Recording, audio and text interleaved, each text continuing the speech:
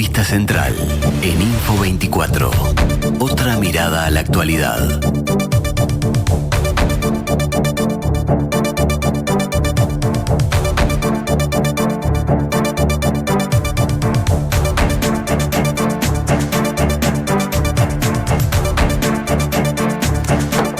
Bueno, el tiempo nos apremia, de eso no hay novedades, pero la novedad parece cuando un trabajador llega al Parlamento y ahí se encienden los radares. ¿Por qué no sucede cuando llegan los patrones?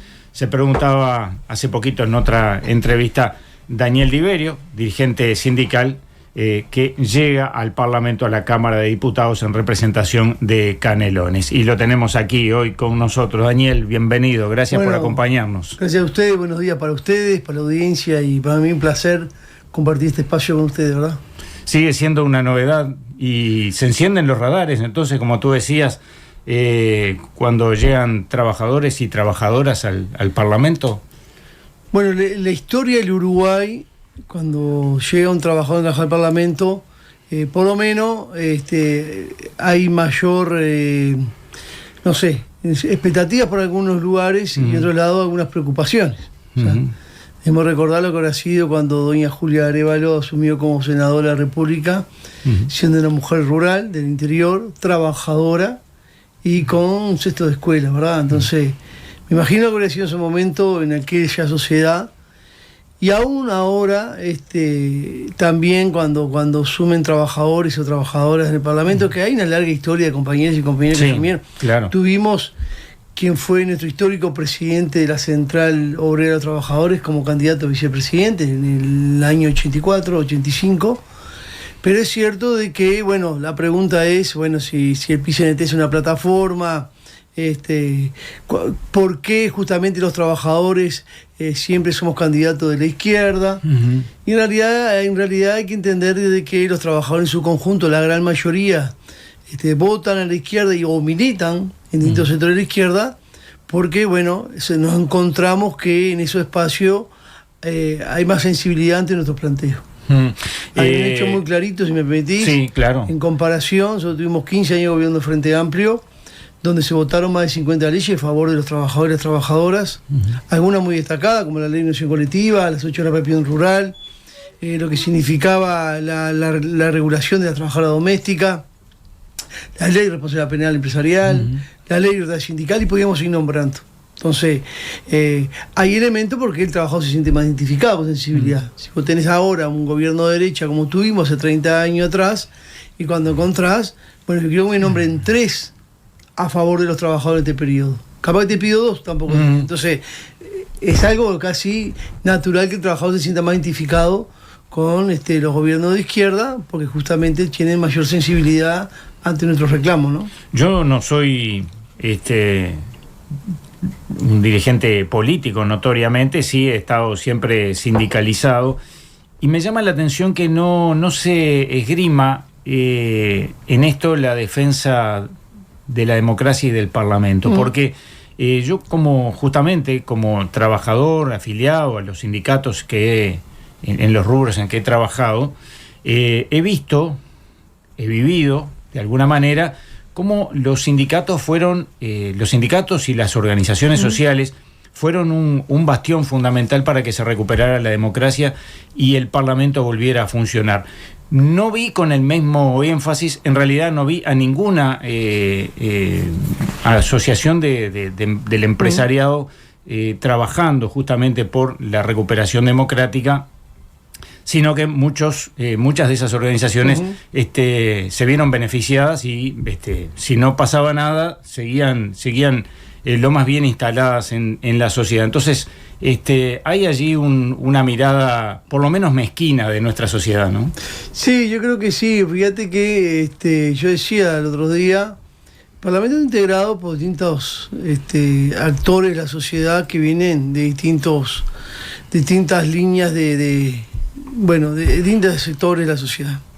Vos tenés parlamentarios que son vienen del agro de exportación, de agronegocio, que son, quizá algunos fueron representantes de la Federación Rural, la Asociación Rural, del círculo policial, del círculo militar, de sectores empresariales, de las cámaras gremiales, tenés también periodistas, gente de la comunicación, y bueno, y hay trabajadores y trabajadoras también hoy en el Parlamento, pero voy a reiterar, el papel que jugamos los trabajadores, como decías tú, en todo el proceso de recuperación de la democracia y también en el proceso de generar mayor igualdad y ampliación de las libertades de la democracia, bueno, cuando hay espacios donde nosotros deberíamos participar, se pone por lo menos algunas cosas en duda. Y en realidad hay que entender que los trabajadores, con todo derecho, yo creo que es necesario que empecemos a ocupar más espacio en lo que tiene que ver en la vida política del Uruguay, no solamente en las organizaciones sociales, que eso es central para nosotros, sino en aquellos lugares donde se definen cosas a favor o en contra de los trabajadores, tanto en el Parlamento como en el Ejecutivo. Bueno, ese es el proceso y la verdad, yo siempre me digo con franqueza que el Uruguay tiene más de 20.000 trabajadoras domésticas y quizá ninguna de ellas pasó por el Parlamento. Deberíamos preguntarnos por qué no han tenido la oportunidad de estar en el Parlamento o en otro espacio de definición de otras cosas. Yo no sé la urticaria que le puede generar a alguna gente ver, por ejemplo, que Karina Núñez, una trabajadora, representante de las trabajadoras sexuales, estuviera en una lista para integrar el Parlamento, ¿no? Sí, esas cosas suceden. Bueno, ojalá que sigamos avanzando y bueno, y de que democraticemos mucho más nuestras propias cabezas, entender que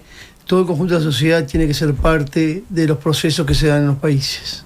¿Cómo está Suárez? Hace poquito cumplió 142 años, estuvimos allí, no nos vimos, había mucha gente, la jornada fue intensa a lo largo de toda la jornada, pero se veía allí en un video que se proyectaba allí cada tanto, que hubo lindos avances, por ejemplo, en ese lugar, ¿no? Sí, es un pueblo hermoso, ciudad. No, pues nosotros decimos pueblo por el cariño que tenemos.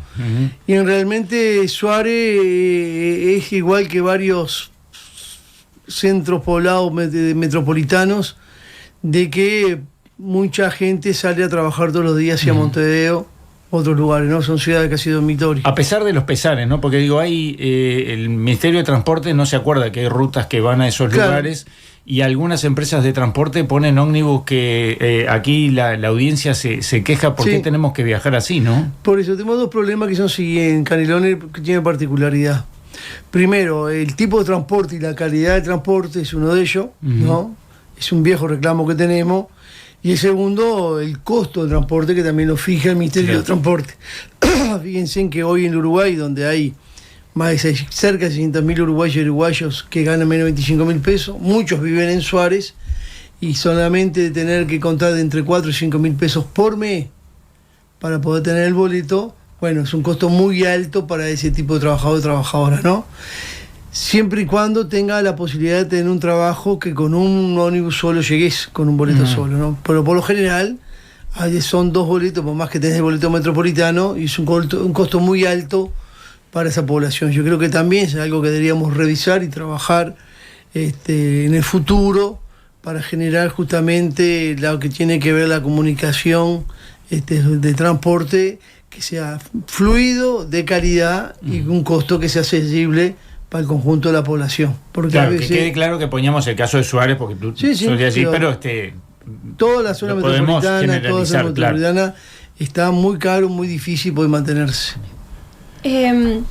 Y ahora justamente que hablábamos, bueno, de los trabajadores llegando al Parlamento, ¿cuáles son las prioridades para llevar hasta allá? Bien, yo creo que primero hay que resolver algunas cosas que fueron muy fortalecidas en los 15 años de gobierno del Frente Amplio, fundamentalmente por la pelea de los trabajadores y las trabajadoras, y un gobierno más sensible a que atendió esos reclamos, pero que ahora está más debilitado. Por ejemplo, en este gobierno se llevó adelante lo que fue la modificación de la Ley de Negociación Colectiva, donde se eliminó la autoactividad. Para explicarle al oyente lo que era la autoactividad, es un artículo que tenía la Ley de Negociación Colectiva, que cuando vos firmás un convenio, lo que son ajustes salariales, esos no se toca nunca más, Sin embargo, lo que son beneficios extra, que puede ser un incentivo, puede ser la ropa, puede ser algún tipo de incentivo de ese tipo, esos beneficios que no son salariales, culminan justamente con el convenio, que puede ser 1 año, 2 años, 3 años. La autoactividad te permitía, o lo que decía ese artículo, que mientras no hubiera un nuevo acuerdo, se mantenían los beneficios hasta que se acordara nuevamente. Entonces a vos te da una garantía al trabajador de que si el sector empresarial no quería acordar, mejorarlo o modificarlo, bueno, vos te mantenías con lo que tenías. Al eliminar la autoactividad que lo hizo este gobierno, cuando termina el convenio, todos esos beneficios que no son salariales pueden tener la posibilidad de caer. Y si vos estás en un gremio donde quizás por dificultades organizativas o por distintos motivos no tenés mucha fortaleza, el sector empresarial va a tener la oportunidad de empezar a recortarte algunos beneficios que son históricos muchas veces para los trabajadores y trabajadoras. Entonces, no es menor corregir ese elemento que es muy importante para el trabajador y las trabajadoras. Es uno de ellos. Lo que tiene que ver la reglamentación del artículo 158 de la OIT, que dice no se debería permitir el despido abusivo sin ninguna causa.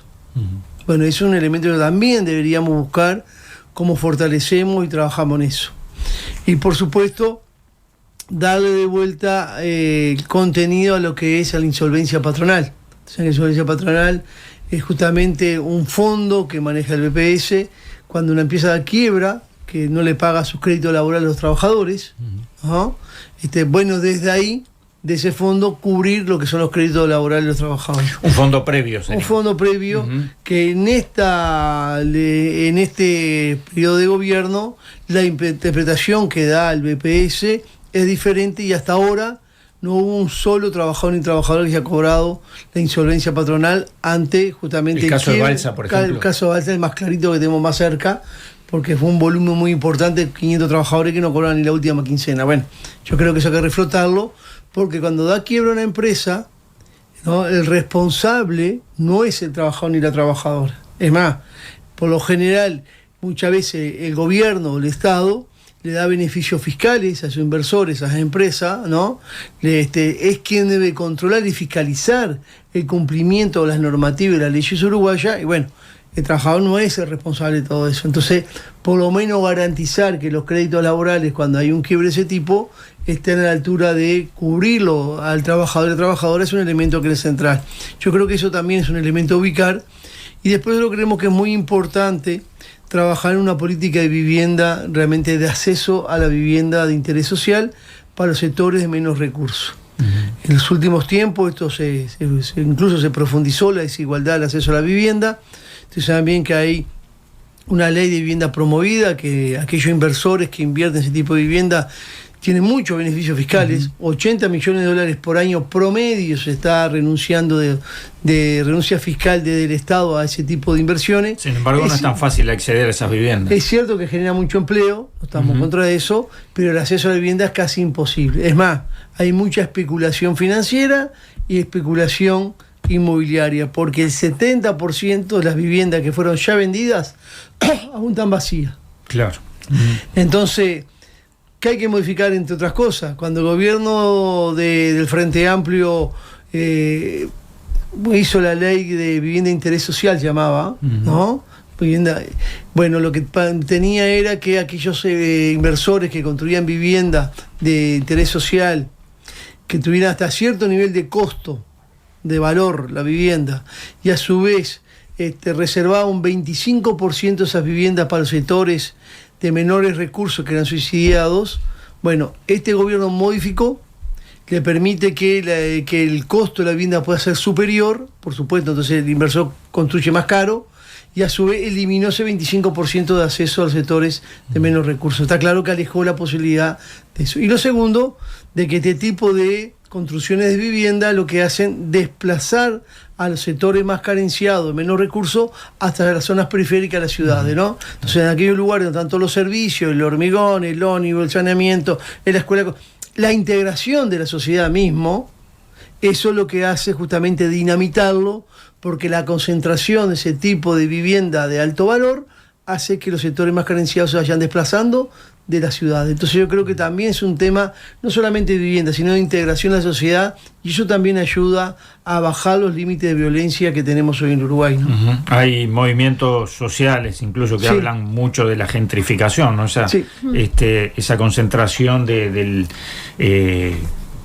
los centros poblados y el desplazamiento a lo que luego en muchos casos terminan siendo también cinturones marginales de la sociedad, ¿no? Pero bueno, será motivo de otra charla, porque tú traías allí el tema de la vivienda, que impacta directamente en la calidad de vida de las personas, y pienso por ejemplo en las madres jefas de hogar, en las mujeres jefas de hogar, en los viejos, ¿no? Sí. Nuestros queridos viejos, que van quedando también a merced de las posibilidades personales, familiares, de una forma de vida que expulsa a las puntas de la sociedad. Es decir, recién hablábamos con Selva el tema de los niños. En la otra punta tenemos a los viejos, no solo el tema vivienda, el tema salud, ¿no? Nos parece que también el tema alimentación son temas que parecen impostergables. Sí, en realidad nosotros tenemos un desafío que no es menor, es que primero que nada tratar de resolver lo que se profundizó mucho más en este gobierno, que es la pobreza infantil. O sea, la verdad, la pobreza infantil en un país que tuvo un crecimiento económico, va a tener un crecimiento económico entre un 6 y un 7%, que no es alto, pero sí que tiene un crecimiento económico. No se puede explicar por qué crece la pobreza y la pobreza infantil, más en hogares donde hay jefa de hogar. Entonces, ¿cómo explicás que en un país donde hubo un crecimiento económico tenga más de cerca de 600.000 uruguayos y uruguayas que ganan menos de 25.000 pesos? ¿Cómo explicás en un país que hay un crecimiento económico, aunque vos reiterás, no es de los mayores crecimientos económicos, vos tengas un recorte tan importante en políticas sociales? ¿Cómo podés explicar que en un país que tuvo un crecimiento económico hayamos tenido una caída del salario tan dura, que llevó pues también la jubilación y las pensiones? Es más, el planteo que hace el gobierno de que al final del periodo se recuperarían todos los salarios, se dice que se ha recuperado, es cierto, pero con dos elementos que queríamos resaltar. Primero, el salario se recuperó antes porque los trabajadores organizados, cuando fueron convocados a los consejos salarios, lucharon de tal manera que lograron acuerdos salariales por encima de la propuesta del gobierno. O sea, a pesar del gobierno, se lograron algunos convenios colectivos que permitieron esa recuperación que se había perdido. Si hubiésemos mantenido las pautas que puso el gobierno, hoy no se había recuperado el salario aún. Pero de todas maneras, hay 7.000 trabajadores y trabajadoras aproximadamente que su salario recién lo pueden empezar a recuperar en 2026. Y esos quedaron por el camino. Fundamentalmente compañeras y compañeros afectados a la zona de turismo, hostelería, gastronomía, bueno, y esos rubros que son los que tuvieron el mayor problema. Entonces, por supuesto, de que cuando hablamos de la situación de la pobreza, bueno, yo creo que es una de las cosas primeras a atender, y para eso yo creo que ya se han dado señales del propio candidato Yamandú, y en el sentido de que rápidamente hay que generar condiciones para que lo primero, la alimentación esté en cada hogar y asegurada, y será por intermedio de prestaciones, será por transferencia, pero de la mano de eso tienen que empezar a construir un proyecto de país que genera posibilidades de realmente de poder desarrollarse. Y para eso vos necesitas que ese niño, esa niña que está en ese escenario, el plato de lenteja, pero también una educación que tenga mucho más fortaleza. Ustedes saben bien que hay una precarización de la educación ante la eliminación de horas docentes, bueno, eliminar algunas materias, fortalecer ahí, porque el derecho a acceder al derecho del conocimiento y del saber es un elemento central para poder desarrollarse. Y eso tiene que fortalecerse. Más, yo creo que la iniciativa de las becas que se piensan dar para incentivar el mantenerse en los centros de educación y terminar la educación, yo creo que es un elemento que importantísimo, yo creo que va a dar muy buen resultado.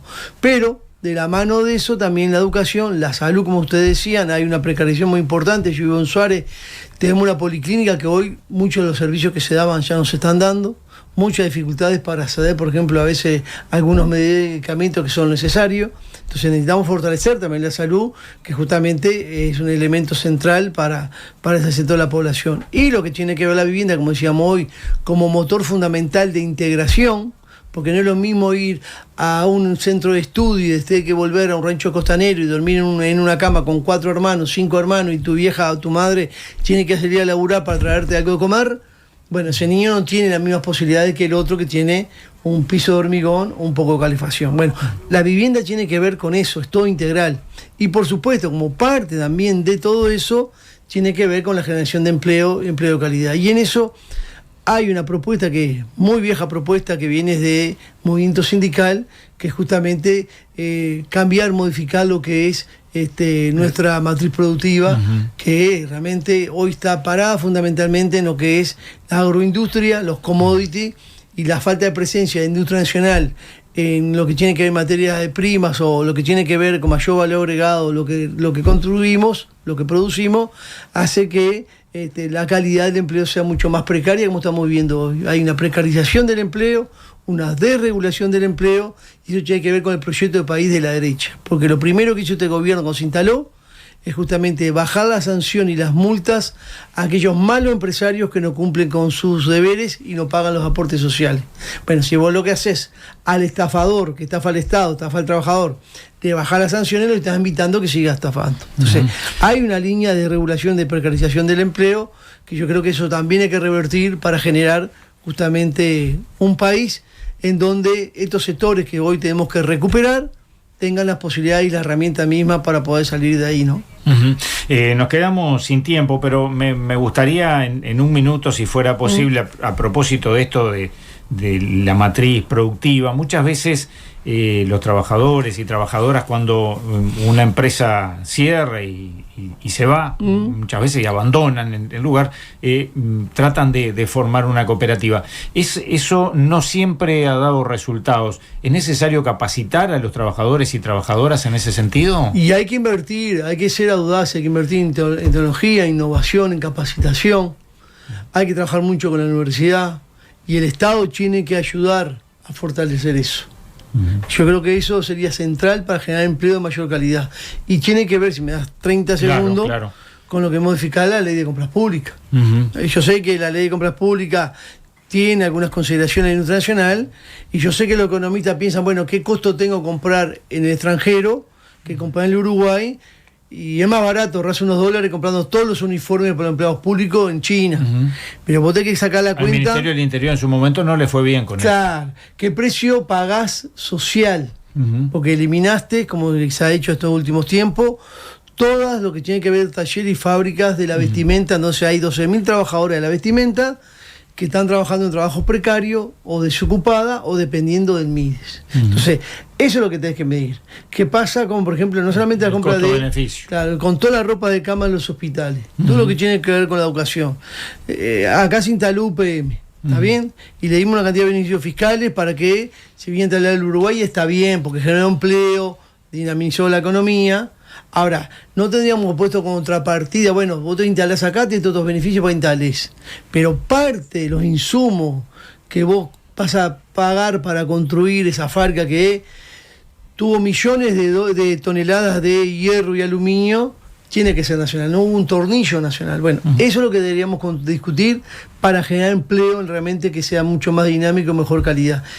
Lo último, si me pedís un minutito cortito, rápido, que quiero trasladar a mi conjunto, mis compañeros y compañeros, trabajadores y trabajadoras, que yo sé que algunos de mis compañeros o vecinos y vecinos, quizás enojados o quizás por no entender algunos mensajes, definieron poner únicamente la papeleta del sí dentro del sobre, o definieron no votar o votar otra cosa.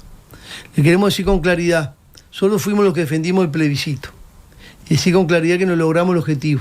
Ahora decimos con claridad que también no es lo mismo poder discutir una modificación de la seguridad social con un gobierno de derecha que ya definió, perdió el plebiscito, lo que queda es la reforma que nosotros hicimos, que es dura, que es salvaje, y cae sobre el hombro de los trabajadores y trabajadoras, que poder discutir en un gobierno frente amplista, en un diálogo social, donde los trabajadores y las trabajadoras van a tener que opinar también, y posibilidad de avanzar en algunas cosas que para nosotros son centrales. Que algunos mensajes ya dio el candidato diciendo, es cierto, hay que revisar lo que justamente es el retiro de los 65 años. Bueno, ahí tenemos una posibilidad de avanzar. Lo mismo que volver a lo que era el régimen que utilizaba que utilizaba el Frente Amplio durante 13 años, en la cual tenía como condición que cuando se le daba el ajuste de adelantos a los jubilados y a las jubiladas, a las jubilaciones mínimas no se le descontaban fin de año. Entonces hacía que las jubilaciones mínimas tuvieran un ajuste superior al resto. Bueno, yo creo que también es un mensaje que podemos recuperar justamente con un gobierno de Frente Amplio, mejorar las jubilaciones mínimas y poder bajar la edad de 65 a 60 años, como alguna vez ya lo hicimos, y por qué no discutir, mejorar lo que tiene que ver la presencia de la FAP en la Seguridad Social. Yo creo que por eso pasó algo muy importante y lo estamos hablando con otros compañeros, estamos hablando con otras compañeras, estamos hablando con los vecinos, y yo creo que eso es un elemento central que ahora, el 24, nos definimos si queremos tener oportunidad de discutir cómo reformar la Seguridad Social, o bueno, no vamos a dejar de luchar, pero con mayor dificultad en caso contrario que gane la derecha. Daniel Liberio, muchas gracias por acompañarnos esta mañana aquí en Info 24 y éxitos en el Parlamento. Bueno, muchas gracias a ustedes y bueno, estamos a las órdenes. Un abrazo grande para la audiencia y para ustedes. Muchas gracias. Nos vamos, Liber se encarga de toda la despedida. Nosotros nos reencontramos mañana tempranito a las 6:30. Ya llega Nada que Perder, no se lo pierdan.